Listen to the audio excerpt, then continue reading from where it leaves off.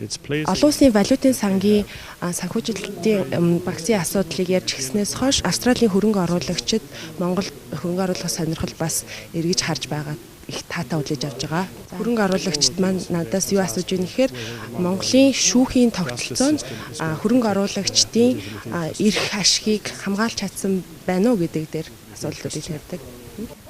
Альва арилжааны маргаан нь арилжааны арбитрийн шийдвэрлэх замаар явах нь бол маш чухлаа.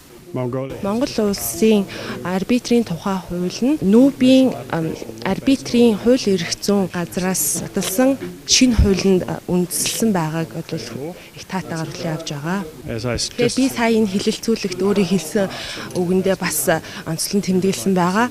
Альва арилжааны чанартай маргаан болвол Монгол болон гадаад хөрөнгө оруулагчдын хооронд үүссэн энэ маргаан болвол олон улсын стандартын арилжааны маргааныг шийдвэрлэх замаар шийдвэрлэхийн тогтолцоо бий болсон байх нь их чухал гэж үзэж байгаа.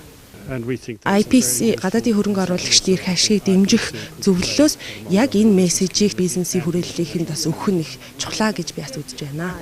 Гадаадын хөрөнгө оруулагчид нь бол Монголын зах зээл маш өрсөлдөж чадхууц тийм байхыг бол их хүсэж байна. Энэ дотроо бол тэр эрх зүйн систем нь бол маш тийм найдвартай, итгэлтэй байх хэрэгтэй. Мөн Монгол улсын засгийн газар IMF-ийн энэ хэлэлцээрд өөрийнхөө хүлээсэн амлалтуудаа яг биелүүлж чадж байна гэдэг дээр бас чухалчилж үзэж байгаа. Монгол Австрали хоёр бол ийм нэгдмэл боломж ихтэй. Яагаад гэвэл энэ бол уул уурхайн салбар байгаа юм. Уул уурхайн салбар бол хоёр талаас хамтран ажиллах их чухал салбарт орно. Австралийн туршлагууд дээр үндэслээд цаашдаа бид нар энэ салбартаа хамтран ажиллана гэж үздэг байгаа.